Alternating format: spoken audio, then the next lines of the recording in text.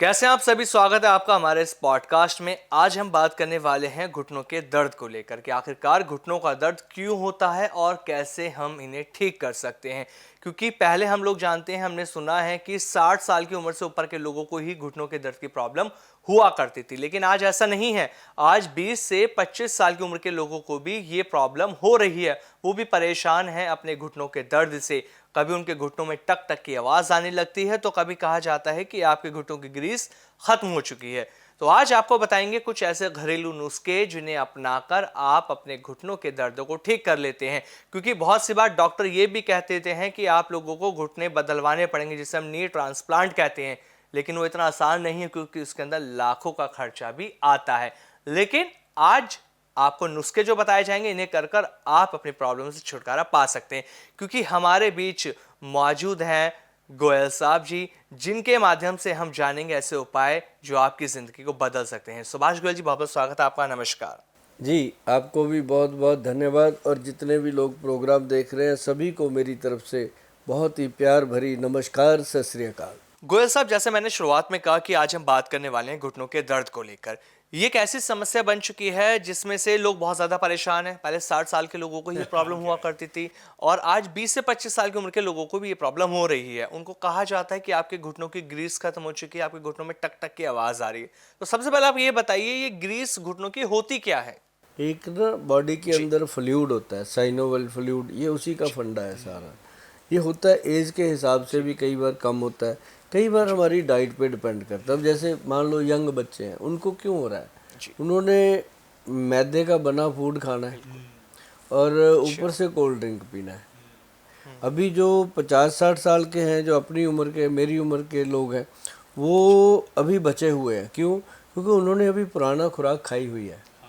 आज के बच्चों को वो खुराक नहीं मिलती, वो जल्दी बूढ़े हो रहे हैं और जल्दी उनके हड्डियां कमज़ोर हो रही हैं और वो सेहत को लेकर के गरीब हो रहे हैं बहुत जल्दी। क्यों? सेहत को लेकर के गरीब वही है जिसकी सेहत ठीक नहीं है। अभी आपने कहा कि कॉलेज में जाने वाले लड़के लड़कियों के भी दर्द हो रहे हैं। कॉलेज में तो छोड़ो, स्कूल वालों के भी हो रहे हैं। बच्चों को खड़े खड़े चक्कर आ जाता है आजकल, वीकनेस इतनी है। तो ये है सारा साइनोवल फ्लूइड। अब फ्लूइड क्या है? पूरी बॉडी में है, 360 तरह के जॉइंट हैं अपनी बॉडी में और सभी पे फ्लूइड है। लेकिन घुटने पे क्यों इतना प्रॉब्लम आ रहा है कि अब मान लो जरा सा आपको या आपके किसी बुजुर्ग को घुटने में प्रॉब्लम हो गई तो ध्यान सीधा वहीं जाता है कि ऑपरेशन, और बात ही नहीं करते। जबकि इसके लिए बहुत बढ़िया बढ़िया चीज़ें अपनी रसोई घर में पड़ी हैं, हम यूज़ करें तो ठीक रहेगा। अभी एक बात बताऊं आपको कि जिनको फ्लूइड कम हो जाता है, घुटने में कड़कड़ की आवाज़ आती है, अब वो डॉक्टरों के पास जाते हैं, एक्सरे देखा जाता है, एक्सरे में इतना सारा गैप नज़र आ रहा है तो उसको बताया जाता है तेरे घुटने में गैप आ गया। तो वो भी कहने लग जाते हैं, जब डॉक्टर ने कहा ऑपरेशन करवा लो तो करवा देते हैं। क्यों डिले कर रहे जी हो? बिल्कुल। तो बच्चे आजकल थोड़ा एडवांस भी हैं तो वो चाहते हैं जल्दी जल्दी हो जाए। जी तो उस चक्कर में कई लोगों के घुटने ऑपरेट हो रहे हैं और ऑपरेट होने के बाद जो उनकी इंस्ट्रक्शंस हैं वो फॉलो करना वो बड़ी मुश्किल। हम लोग जो सारा दिन दिनचर्या में जी रहे हैं, हम थोड़ी थोड़ी इंस्ट्रक्शन को नहीं मान पाते तो फिर प्रॉब्लम आ जाती है। तो वो उससे बचने के लिए अपने रसोई घर में जाइए और इसको हवा ना बनाइए, इसको दिमाग पे बोझ ना बनाइए। और रसोई घर में जाइए, जा कर के आप ले लीजिए काले तिल, तिल ले लीजिए काले, और उसमें डाल दीजिए खसखस। खसखस जो होती है, ये दोनों चीज़ों को बराबर मात्रा में लेकर के अपने तवे पर इसको अच्छे से भून लीजिए। तवे में डाल दिया, कढ़ाई में डालकर इसको भून दीजिए अच्छे से। भून करके इसका जब कुरकुरा हो जाए तो इसको थोड़ा हवा लगा के ठंडा होने पर इसको पाउडर बना दो, मिक्सी में डाल के ग्राइंड कर दो।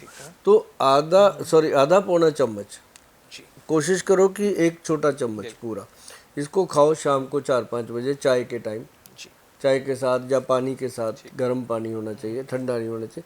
उसके साथ खाना शुरू कर दो, थोड़े दिनों में फ़र्क नज़र आता है। मतलब गोयल साहब, जिस फ्लूइड के बारे में आप हमें बता रहे हैं, अगर वो कम हो जाती है तो घुटने आपस में टकराते नहीं है, घुटनों में टक टक की आवाज आती है, वो इसी फ्लूइड की वजह से आती है और तभी डॉक्टर कह देते हैं कि आपको घुटने बदलवाने पड़ेंगे। ये तो, लेकिन गोयल साहब आपने एक सामान्य कारण बताया है जिनकी वजह से ये अभी प्रॉब्लम आती अभी है। अभी एक मिनट, अभी जी जो आपने बात कही है कि फ्लूइड कम हो जाता है और घुटने आपस में टकराते हैं, रगड़ जाते हैं और आवाज़ आती है।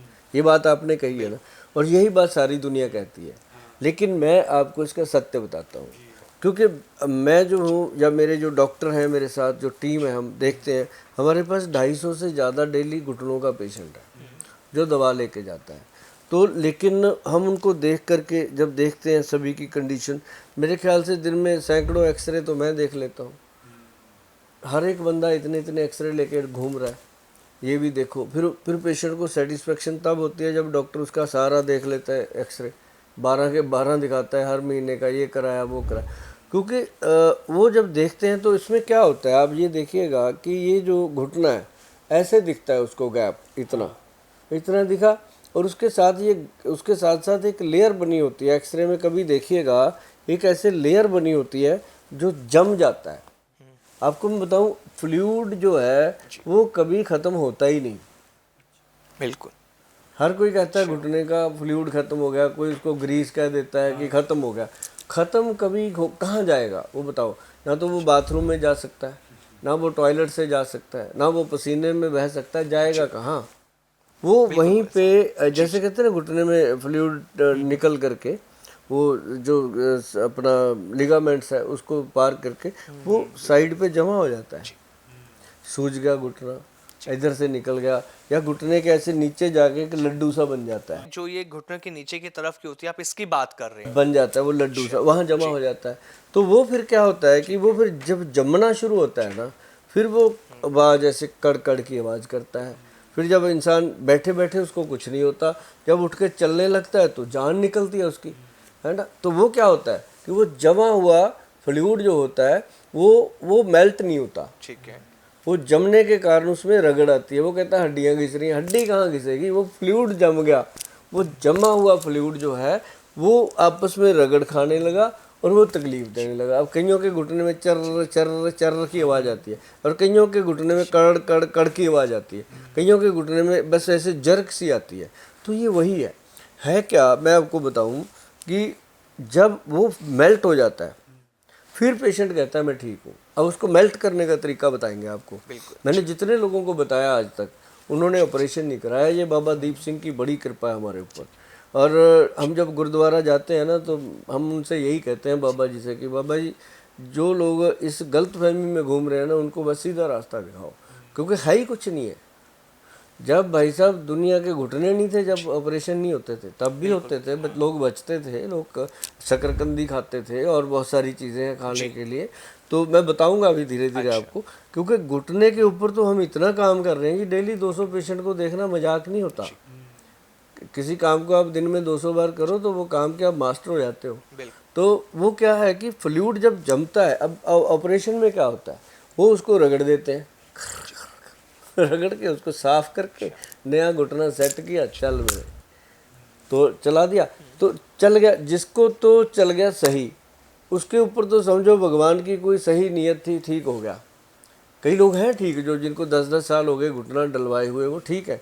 कई लोगों का 3-3 बार खुल जाता है, सेटिंग ही नहीं आती। अब जैसे मान लो गाड़ी का कोई आप पार्ट चेंज कर रहे हो, जरूरी तो नहीं कि पहली बार में मिस्त्री चेंज कर देगा, ठीक। वो गाड़ी है भाई, वो बर्दाश्त कर लेगी, उसको तो चाहे हथौड़ा मार दो। अब घुटने में तो अगर जरा सी भी नाड़ इधर उधर होगी, पेशेंट के लिए लेने के देने पड़ जाते हैं। वीके न्यूज, राष्ट्र के नाम।